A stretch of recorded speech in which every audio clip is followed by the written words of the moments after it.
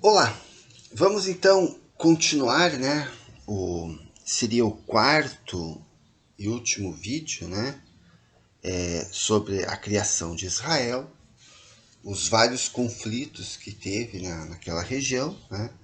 Foram pelo menos quatro grandes conflitos que a gente viu: 48, 56, em 67 a Guerra dos Seis Dias, e do Yom Kippur, né? A Guerra do Yom Kippur. Então, em 73, e aí vimos em 74, 73, e no caso aqui no Brasil foi em 74, é a crise do petróleo, né? Então, a partir de 73, os países árabes criaram a OPEP e começaram a controlar o preço do petróleo, né, como um protesto, uma reação contra o apoio do Ocidente a Israel. E então, ao mesmo tempo, né, ao longo da década de 70, o Egito, governado agora por Saddam, né, então um novo governador, um novo ditador, deu uma guinada nas suas relações internacionais. Então, o Egito, que era um parceiro comercial da União Soviética, adotou uma política de aproximação com os Estados Unidos. Isso até hoje, né? Hoje o Egito é um aliado dos Estados Unidos. Então, nós estamos no contexto da Guerra Fria. Vimos lá na Guerra de Suez, em 56, que a Inglaterra e a França tentaram controlar a região, mas não conseguiram, né? Junto com Israel. Estamos na Guerra Fria. O Egito, na época, tinha o apoio da União Soviética, né? O Israel tinha apoio dos Estados Unidos. E agora o Egito muda de lado, né? Se afasta da União Soviética, se aproxima dos Estados Unidos. Ao longo desse período, houve muitos atentados terroristas. Um dos mais conhecidos é este que está aqui, né? Na Olimpíada de Munique, em 72, um grupo de terroristas atacaram o alojamento, né? O dormitório onde estavam os atletas israelenses, né? Eles tinham ido passar a noite, jantar fora, né?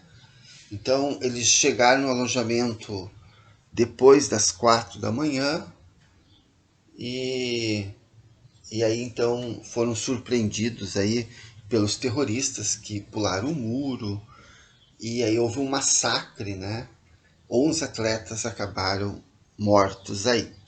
Pelo Setembro Negro, né? Que era um grupo terrorista palestino que surgiu lá na Jordânia, né? Muitos palestinos foram expulsos, foram para a Jordânia, lá entraram em atrito com o rei da Jordânia, e aí, por fim, o Setembro Negro. E uma curiosidade é assim, né? Quase não havia seguranças nos Jogos Olímpicos, né? Havia muita... as pessoas entravam, saíam, né?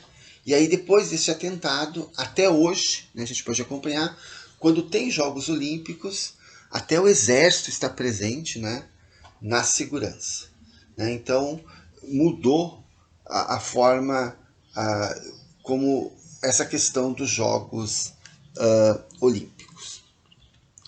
Então, com a mediação do presidente, né, dos Estados Unidos, o Carter, Israel, né, representado pelo primeiro-ministro Begin, né, e o Egito, representado por Saddam, selaram um acordo de paz, né, então, na época de grande repercussão.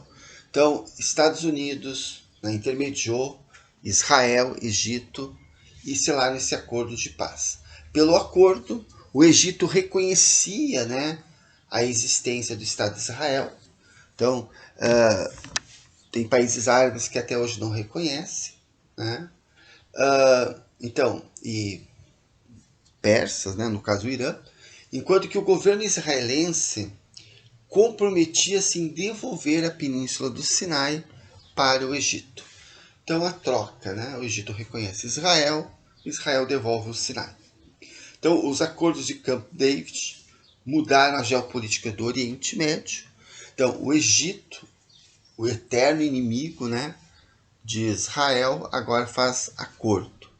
E o presidente, né, do Egito, Saddam, foi acusado de traição pelos árabes, né? E aqui, como a imagem mostra, né, ele foi assassinado num desfile militar, né? Então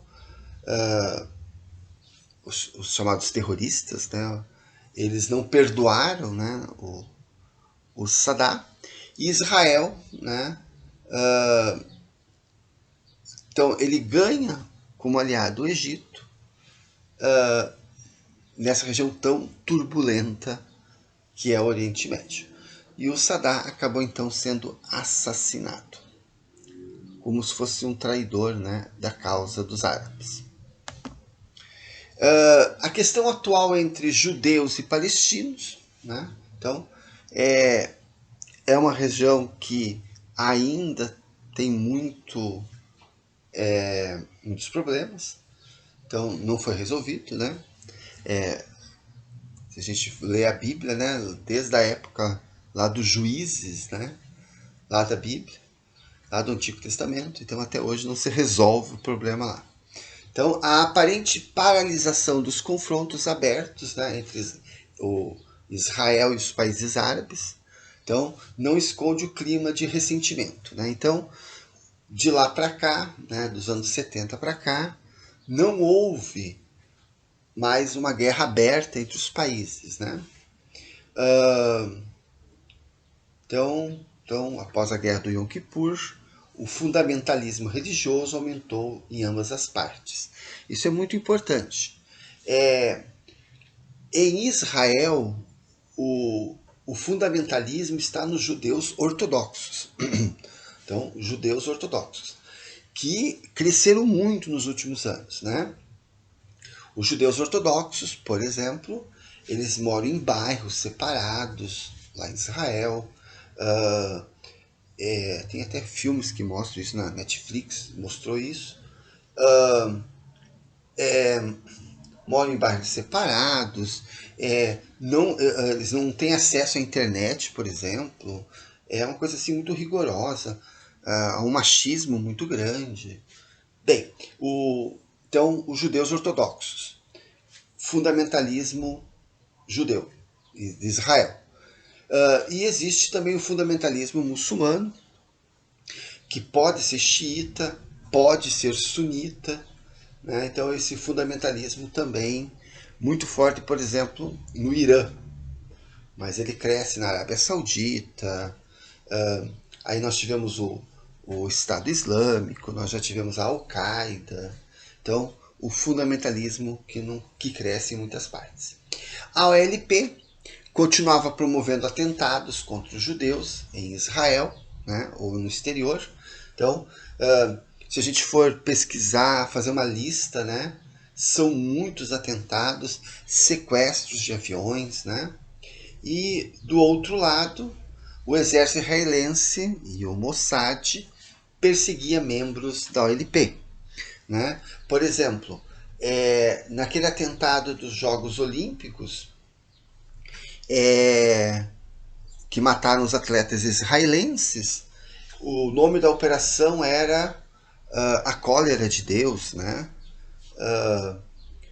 Que eles levaram 20 anos, né? O Mossad levou 20 anos para prender, caçar, matar aqueles terroristas. Aqui temos uma outra operação, a Operação Perna de Pau. Então Israel fez um ataque a 2.000 quilômetros, né, no norte da África, em Tunis, na Tunísia. Então, neste ataque, Israel então destruiu a sede da Organização para a Libertação da Palestina, né? O Arafat, né, o líder, dizem, né, segundo comentários, que ele nunca dormia na mesma cama, né? Ou seja, o líder da OLP, com medo de ser morto por Israel, sempre dormia num lugar diferente. E aí a sede da OLP, né, que ele comandava, foi destruída aí. Outro aspecto, então, marcante dos conflitos na região foi a revolta dos palestinos nos territórios ocupados por Israel, né? Então, principalmente a partir de 1987, ocorreu a chamada primeira intifada. Então, quando crianças, adolescentes palestinos passaram a atacar com paus e pedras os tanques e os soldados israelenses em Gaza e na Cisjordânia. Então, os palestinos, né, que não podem andar armados, né, lá são muito bem vigiados, né, os israelenses não permitem, né, e se você pegar um palestino e um judeu, se eles vestirem roupas parecidas, são praticamente iguais, né? Não tem diferença, né? Outro dia um palestino subiu num ônibus, isso há uns anos atrás, para promover um atentado. Então ele subiu no ônibus como se fosse um judeu, vestido como um judeu e tal, e aí explodiu o ônibus. Então, assim, não há muita diferença física entre um judeu e um palestino, né? Lembrando também que judeus ortodoxos também fazem atentados, né? Um dos mais conhecidos foi um judeu ortodoxo entrou numa mesquita bem na hora da oração e matou um monte de palestinos. Então, é claro que os atentados terroristas que predominantes, né, são do lado palestino. E aí, no caso, paus e pedras atacando os soldados israelenses. Então, as imagens vinculadas na televisão de exércitos profissionais e bem equipados, lutando contra crianças e adolescentes com pedaços de pau, um confronto francamente desigual, acabou então manchando a reputação do exército israelense e acabou atraindo certa simpatia para a causa palestina, né?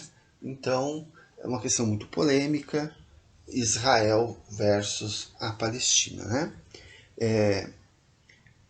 Então, a população palestina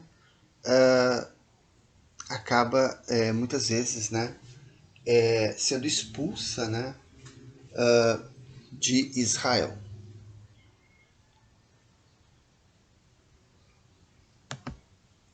Então, com o fim da União Soviética, com o fim, né, da Guerra Fria, a União Soviética, o grande financiador dos movimentos árabes, né? Dirigentes da OLP e o governo israelense, com incentivo de alguns países ocidentais, iniciaram negociações.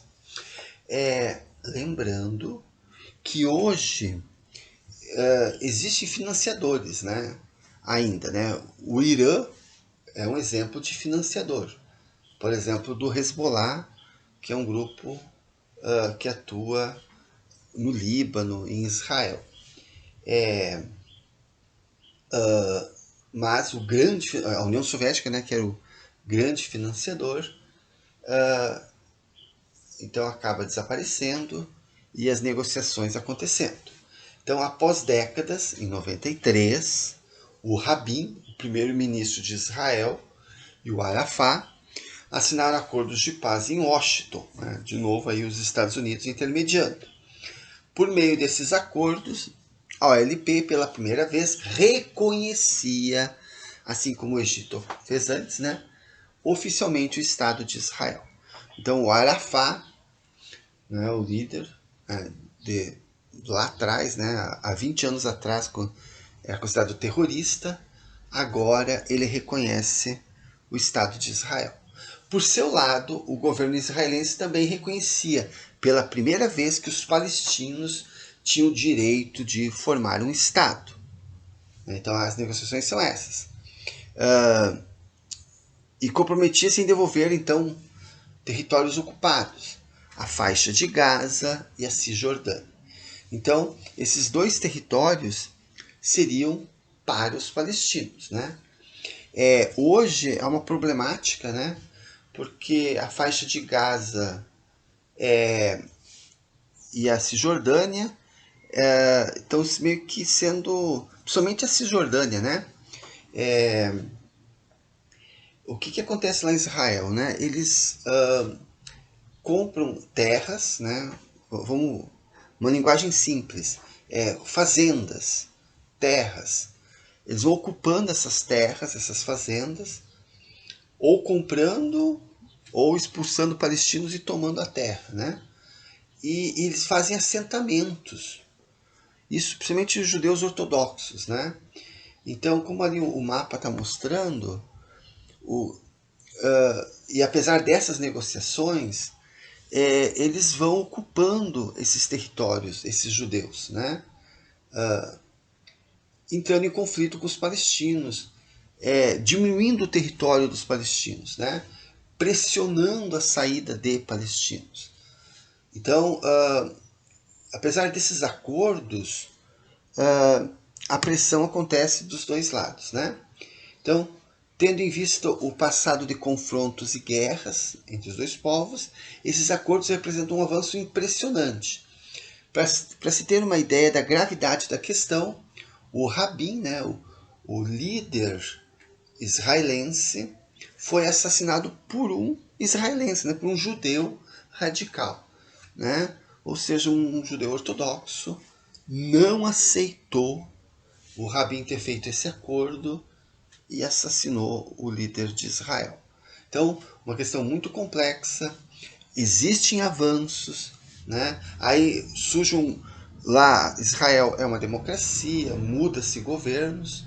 Quando vem um governo conservador, né, nos últimos anos aconteceu isso, os judeus ortodoxos, os radicais vão avançando no território palestino.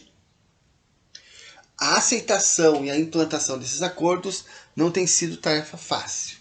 Grupos radicais palestinos como o Hamas e o Hezbollah, grupo apoiado pelo Irã, né, o Hezbollah, continuam praticando terrorismo, e grupos judaicos de conservadores, ortodoxos, não aceitam ceder 1 milímetro de suas terras. Então, as tensões aumentam, diminuem, né?